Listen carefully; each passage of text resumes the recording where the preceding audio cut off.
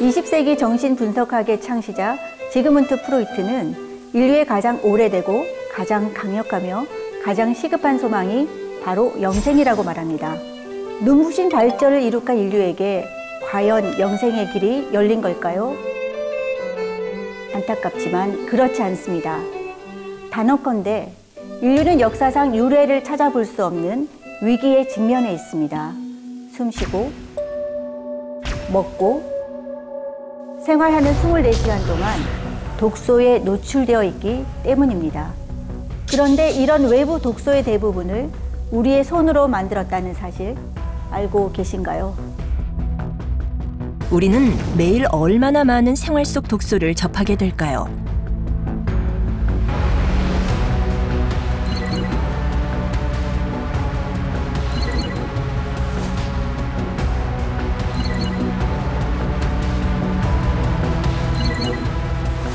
풍요롭고 편리한 삶에 가려져 있던 숨은 독소들. 이런 독소들은 점막이나 모공을 통해 우리 몸속으로 들어오게 됩니다. 한 예로 플라스틱이 있죠.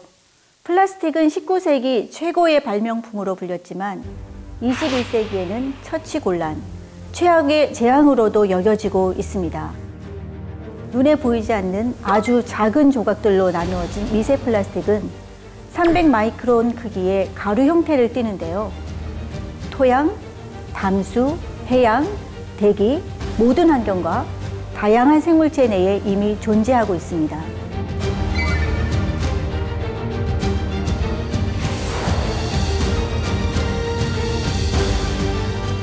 다가올 미래, 우리 주변에 또 어떤 것이 재앙으로 돌변할지는 아무도 모릅니다.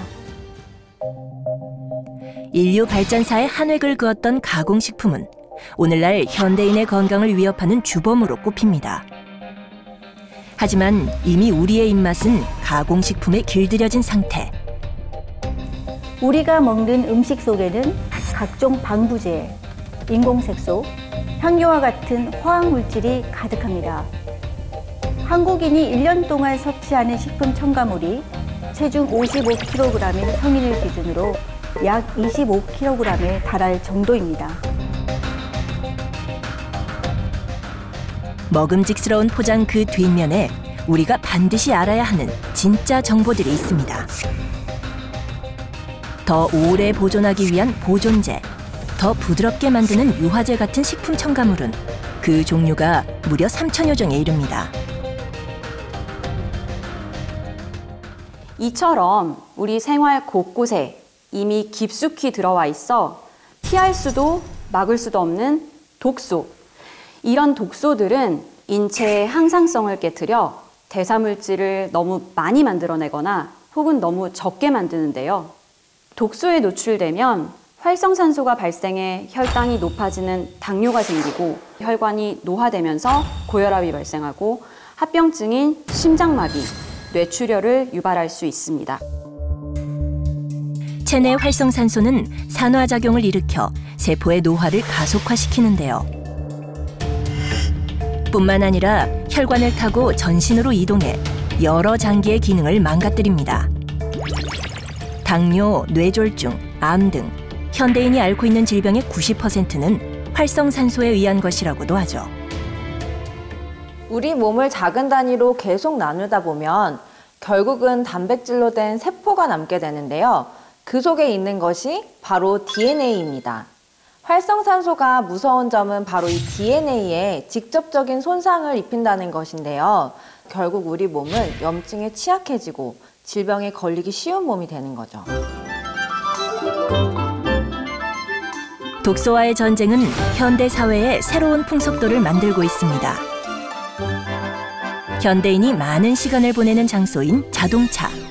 새 차를 구입하면 무사고를 기원하며 고사를 지내기도 했는데요. 이젠 옛말이 됐다고 합니다.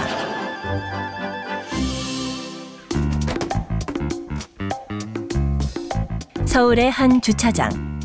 특별한 세차 준비가 한창인데요. 그런데 내부 청소를 하기엔 차가 너무 깨끗한 것 아닌가요? 지금 세차 증후군 작업하고 있습니다. 세차에서 나는 이제 나쁜 냄새라든지 유해 화학 물질을 제거해서 이제 실내 공간에서 쾌적하게 이제 지내실 수 있게끔 만들어 드리는 거예요. 닫혀 있는 부분 다 열어서 이제 실내에 약품 처리를 하게 됩니다. 세차 냄새. 알고 보니 독소 냄새였습니다. 1급 발암 물질인 포름알데히드와 구토, 현기증을 일으키는 자일렌 등 각종 휘발성 화학 물질들이 가득한데요. 사무실, 병원, 어린이집 등 곳곳이 새집 증후군에 노출돼 있습니다. 이 가운데는 세계보건기구가 지정한 1급 발암물질 포름알데히드도 발견됐습니다. 새집 증후군의 대표적인 원인인 포름알데히드는 인체 독성이 강해 아토피성 피부염, 기관지염 등을 유발한다고 알려져 있습니다. 보이는 독소만 조심하면 됐던 과거와 달리 이젠 보이지 않는 독소의 위협도 조심해야 하죠. 이런 각종 화학 물질들은 인체에 독소로 작용해 암을 비롯한 각종 질병을 가속화시킬 수 있어 각별한 주의가 필요하겠습니다. 실제 한 연구 결과 세차를 타고 20분 이상 운전할 경우 하루에 흡입하는 화학 물질 양이 1일 최대 허용 기준을 초과하는 것으로 나타났습니다. 쉽사리 끝나지 않는 독소와의 전쟁. 이번엔 어떤 곳일까요? 안녕하세요. 안녕하세요. 오셨어요? 어떻게 오셨어요? 독소 배출하러 왔어요. 이제 엄마들끼리 얘기하다 보면 좀 독소가 싸고 약 빠져야 돼. 저 같은 경우는 기관지가 좀 안 좋으니까 그 신경을 많이 쓰죠.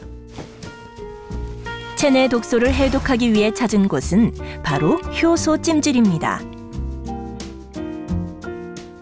쑥이랑 쌀겨, 약재 같은 천연 식물성 재료예요. 미생물을 발효시켜서 그 발생하는 천연 발효열로 이제 찜질을 하시는 거예요.